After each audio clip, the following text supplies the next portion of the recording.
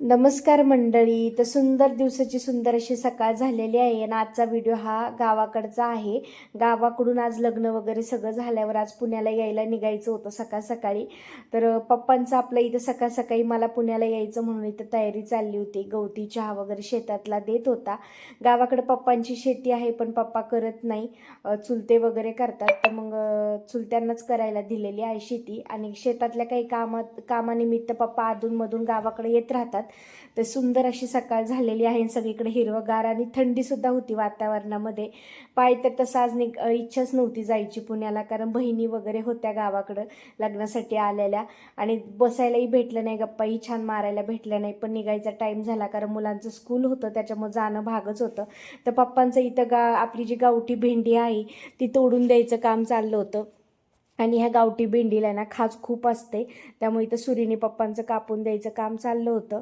आणि मस्त असा घाससुद्धा होता. आमच्याकडे घासाची भाजी खाल्ली पण जाते, शक्यतो गायांना घास टाकला जातो. पण जर कवळी भाजी असेल तर ती पोटात वगैरे दुखते, पण जर थोडीशी वाढली ना तर घासाची भाजीसुद्धा खूप छान लागते.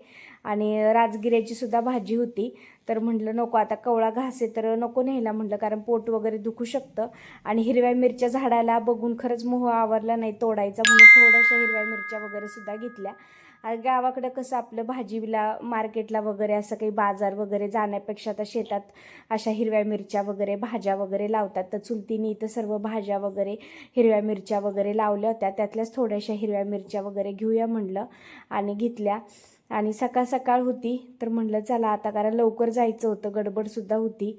आणि पाय तर निघत नव्हता पण गेल्याशिवाय काय पर्याय नाही. पप्पांनी सुद्धा इथं मला हिरव्या मिरच्या वगैरे तोडू लागत होते.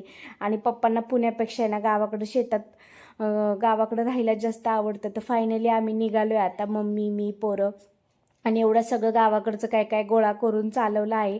घरी आल्याच्या नंतर इथं मम्मीने लगेच आपलं शेतातून जे काही आणलं होतं ते सर्व नीट करून देते म्हणली, कारण मम्मीला पण जायचं होतं घरी. तर इथं तिचं आपलं गवती चहा वगैरे कट करून द्यायचं काम चाललं होतं.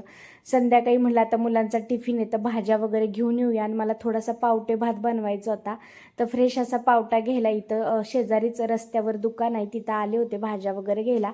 घरी येते तोपर्यंत इथं मम्मीने आळूच्या वड्या जे गावाकडून पानं आणली होती ते करायला घेतल्या.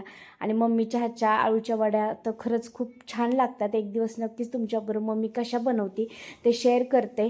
इथं पावटा वगैरे सोलून ठेवला छान असा.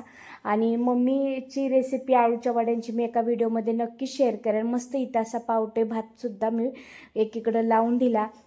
आणि तोपर्यंत इकडं आळूच्या वड्या झाल्या. मम्मीने पोरांच्या टिफिनसाठी तर गावठी भेंडीसुद्धा चिरून ठेवली. चला मग भेटूया उद्या.